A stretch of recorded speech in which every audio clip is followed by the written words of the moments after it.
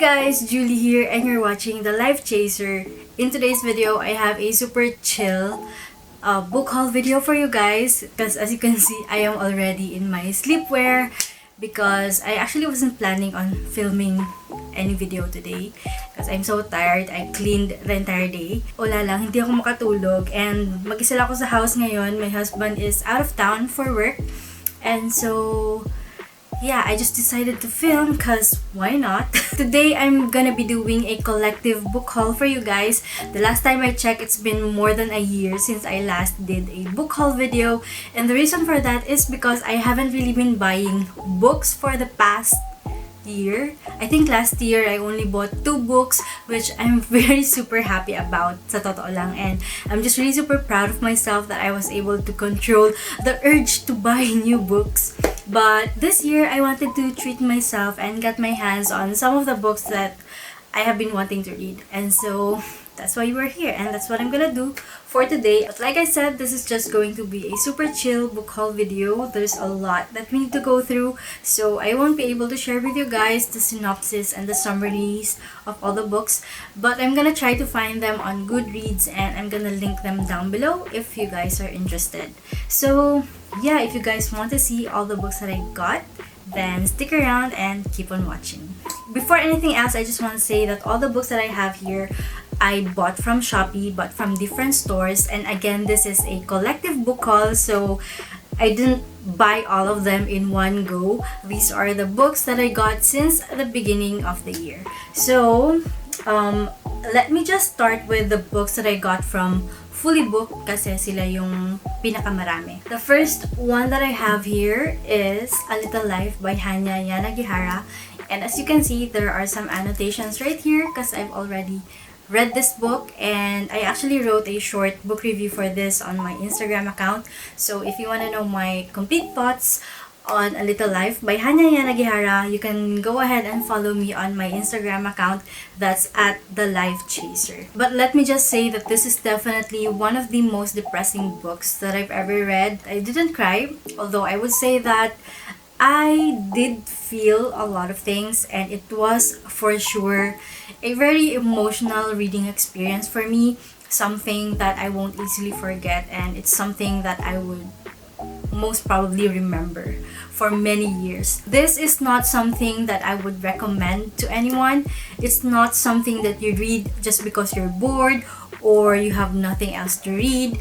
It's not the kind of book that you go into blindly just because of all the trigger warnings that are in this book. And I'm gonna list all the trigger warnings down below so that you could see for yourself and you could decide for yourself if this book is for you. But I just want to say that if ever you're planning on reading this, be sure that you are mentally and emotionally prepared because again, it is not for everyone. And all I can say is read at your own risk. Next, we have The Remains of the Day by Kazuo Ishiguro, and this is actually my first Ishiguro book and I'm really super excited because I heard that Kazuo Ishiguro has sort of like the same writing style with Haruki Murakami, and Murakami is one of my favorite authors of all time. I haven't decided yet if I'm gonna include this in my May TBR because as we all know, May is the Asian American and Pacific Islanders Heritage Month. I hope I remembered that correctly. But basically, for the entire month of May, bookworms and book enthusiasts all over the world are reading books written by Asian authors.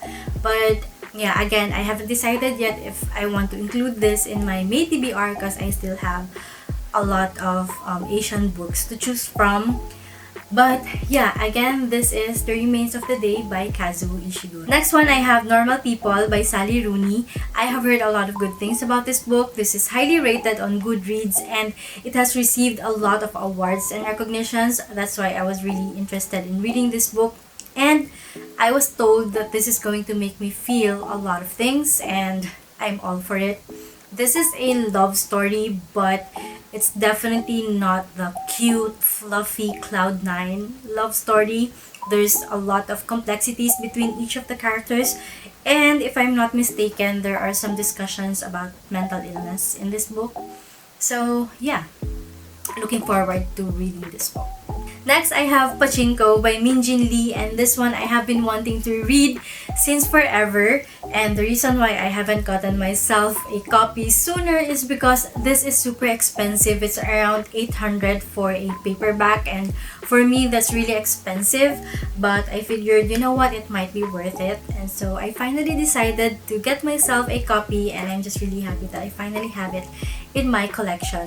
So obviously, this is a Korean novel.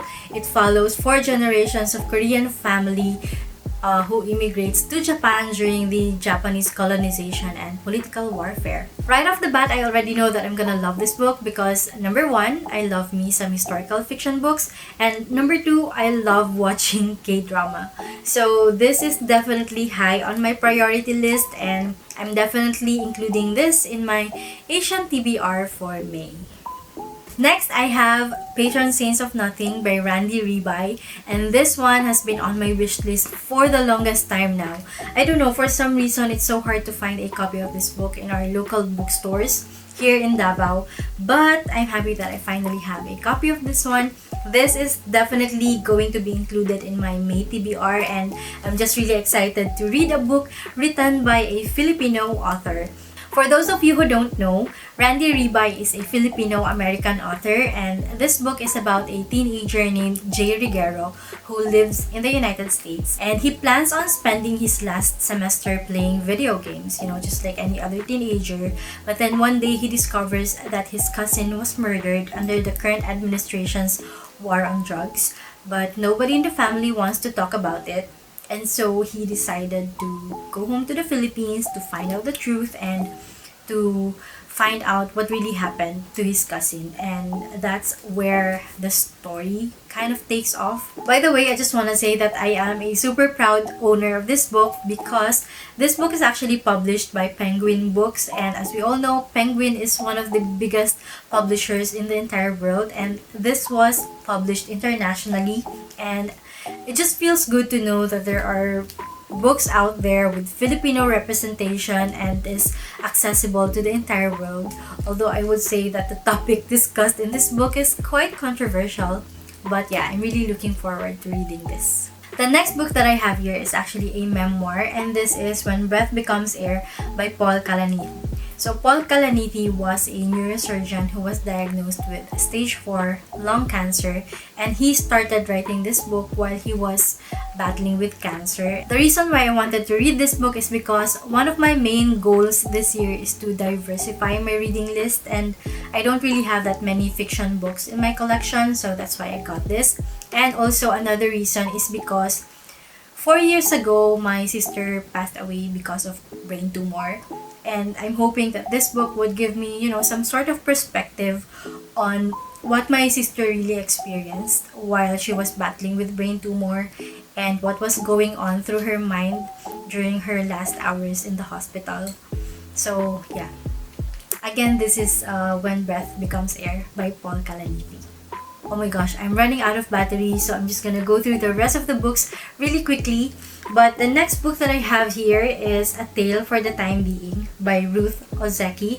I don't really know much about this book, but the reason why I got this is because I actually want to start collecting more books written by Japanese authors, which is also why I got The Remains of the Day by Kazuo Ishiguro. But Ruth Ozeki is a Japanese-Canadian author who is also a filmmaker and a Zen Buddhist priest. So I assume that this book has some discussion about Zen Buddhism as well. So yeah, that's that. The next book that I have is actually a classic, and it is A Little Princess by Frances Hudgson Burnett. Again, this one has been on my wish list for the longest time now, but it's so hard to find a copy of this book nowadays, which is why I was really happy that I found it at Fully Booked. And as a batang 90s, this book just brings so much nostalgia for me because if you are not familiar, A Little Princess is basically the story of Sarah, ang munting prinsesa, and I grew up watching Sarah, ang munting prinsesa, both the animated series and the movie starring of course Camille Prats and Angelica Panganiban. And yeah, I'm just really happy that I finally have this in my collection. And the last book that I got from Fully Booked is Children of Virtue and Vengeance by Tomi Adeyemi.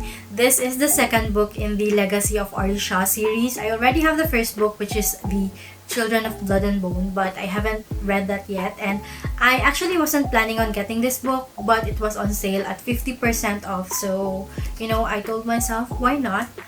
But yeah, again, I haven't read any of the books yet. All I know is that this series is based on African folklore and there are some magic systems in this book. So yeah, so those are all the books that I got from Fully Booked. Now let's proceed to the other books that I got from different online stores.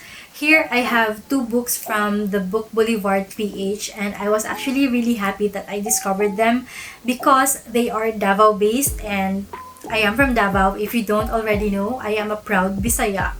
So yeah, I was really happy that I found them, and I actually received these books I think 2 days right after I placed my order. But here I have The Handmaid's Tale by Margaret Atwood. I'm pretty sure you guys are already familiar with this book. This has been turned into a series, but I haven't watched the series yet because we don't have Hulu here in the Philippines. And then the next one is The Memory Police by Yoko Ogawa.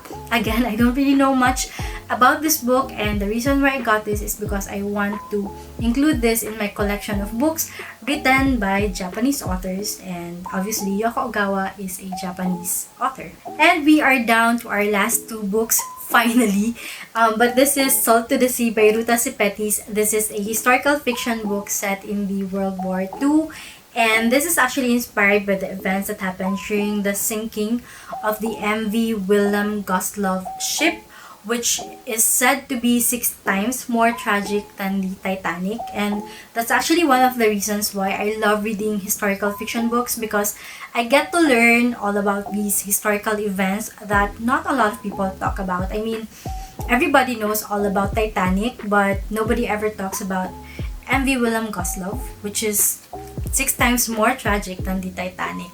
And last but not the least, I have Educated by Tara Westover, and I got this from The Hungry Mind PH, and as you can see, I have my annotations right here because I've already read this book. And again, I have a short book review on this on my Instagram account, so if you want to know my thoughts, go ahead and follow me on Instagram. That's at The Life Chaser. But yeah, I actually really enjoyed reading this book. I think it's super engaging, it's super insightful and very inspiring, and I was just blown away by Tara's determination to fight for her education. And it's just so amazing that from a small town girl on the mountains of Idaho, having no formal education as a child and growing up in a very strict survivalist family that doesn't believe in formal education in modern medicine and doesn't conform in mainstream society, she was able to climb her way to the top until she was able to obtain a PhD in history at the University of Cambridge, no less. So yeah, I actually really love this book, and this one I would highly recommend. So those are all the new books that I have. Let me know down below if you've already read any of the books that I showed you. Let me know your thoughts. Just make sure that they are spoiler free because I haven't read most of them yet. But yeah, thank you so much for watching. I hope you enjoyed this video. Don't forget to give it a thumbs up if you liked it, and subscribe to my channel if you haven't already. Click the bell button so that you'll get notified whenever I have a new video. But yeah, again guys, thank you so much for watching, and I'll see you on the next one. Bye!